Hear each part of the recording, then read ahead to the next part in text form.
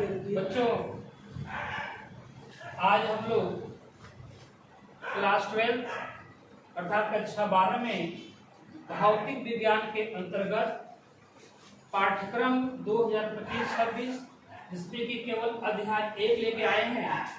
इसमें कि चैप्टर का नाम है विद्युत आवेश, कूलॉम का नियम एवं विद्युत क्षेत्र।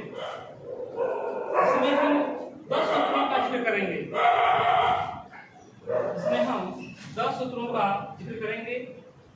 सभी 10 सूत्र सामने हमारे मौजूद हैं, जिसमें Q बराबर NE, Q बराबर IT, F equal to 1/4 pi epsilon naught. क्योंकि थोड़ा यहाँ पर ध्यान दीजिएगा, एक नया सिंबल है, एक एप्सिलॉन नॉट। क्या है epsilon naught? Q1 Q2 upon R square. Next formula है epsilon upon epsilon naught equal to epsilon R। Next formula E equal to F upon Q naught. यहाँ पर Q नॉट परीक्षण आवेश है, यहाँ पर Q क्या है? केवल आवेश है। नेक्स्ट फार्मूला है E equal to 1/4 pi epsilon naught Q upon R square.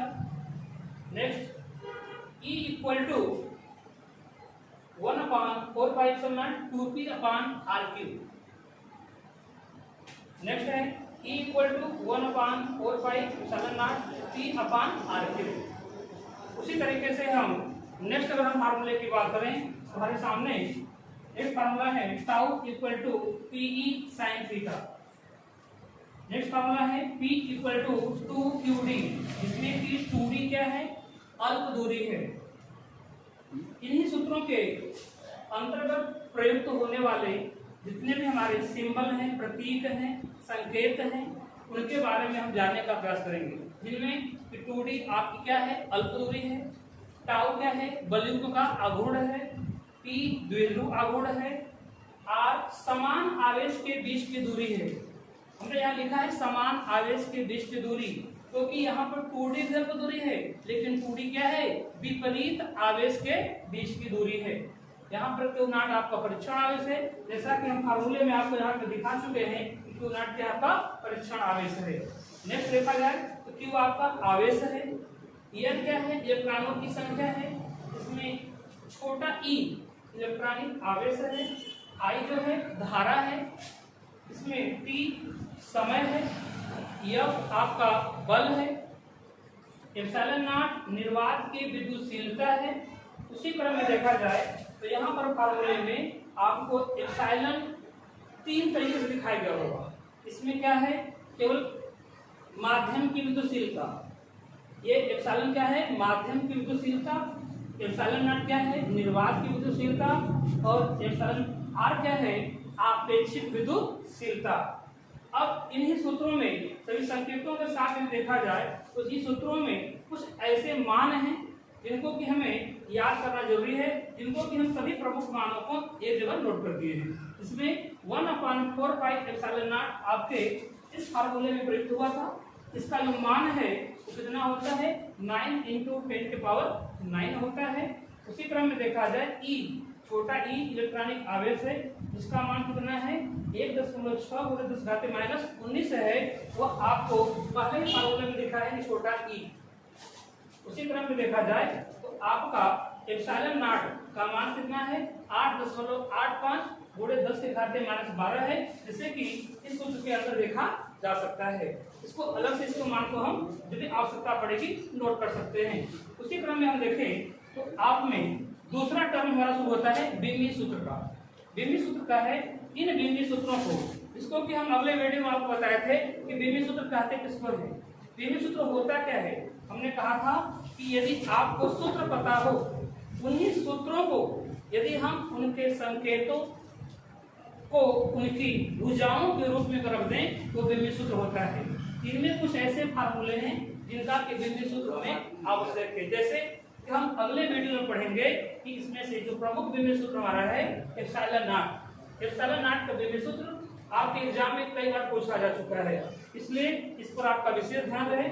इसके बाद इसमें लेसन अध्याय 1 में या लेसन 1 में देखा जाए तो आपका इसमें नियम भी है और निगमन भी है, लेकिन सबसे पहले हम इसमें एक ही नियम है जो नियम है आपका कूलाम का नियम, एवं उसमें कुछ परिभाषाएं हैं, जैसे विद्युत आवेश किसे कहते हैं, विद्युत क्षेत्र किसे कहते हैं, इनको हम विस्तृत रूप से आपको डिफाइन करेंगे।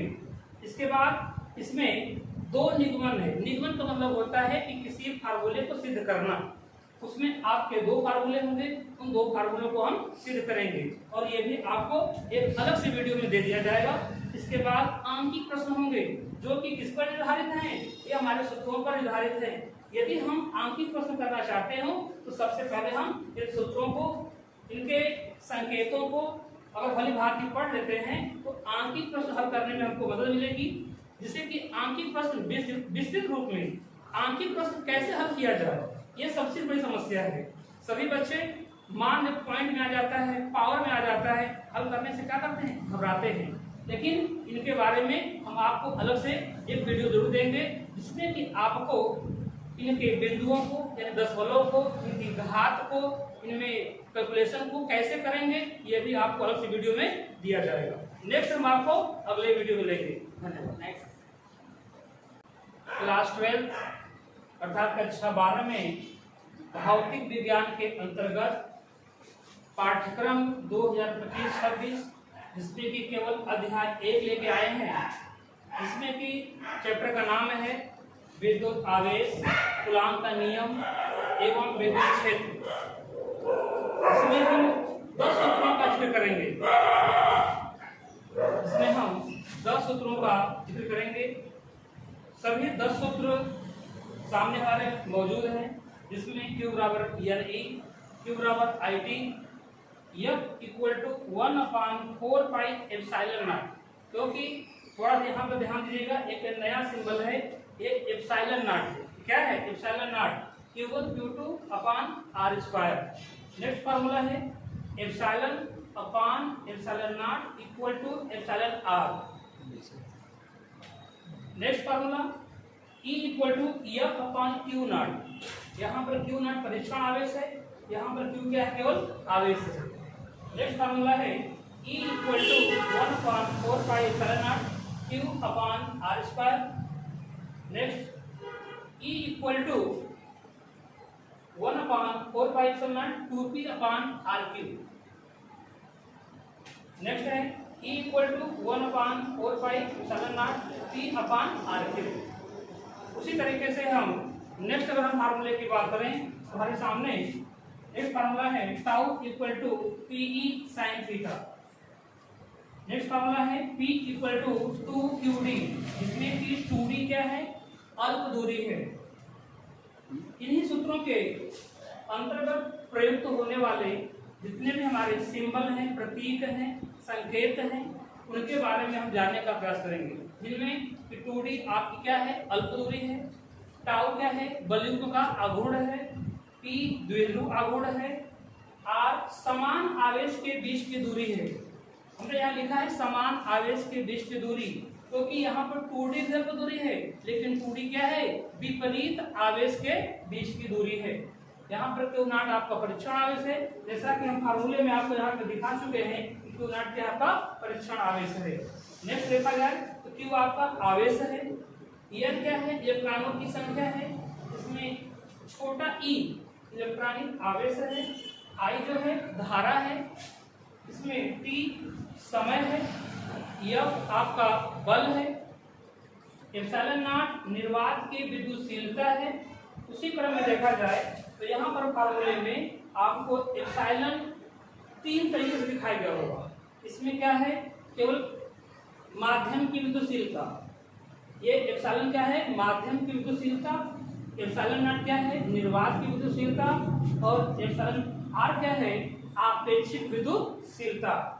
अब इन्हीं सूत्रों में सभी संकेतों के साथ में देखा जाए तो इस सूत्रों में कुछ ऐसे मान हैं जिनको कि हमें याद करना जरूरी है, जिनको कि हम सभी प्रमुख मानों को एक जगह नोट कर दिए हैं।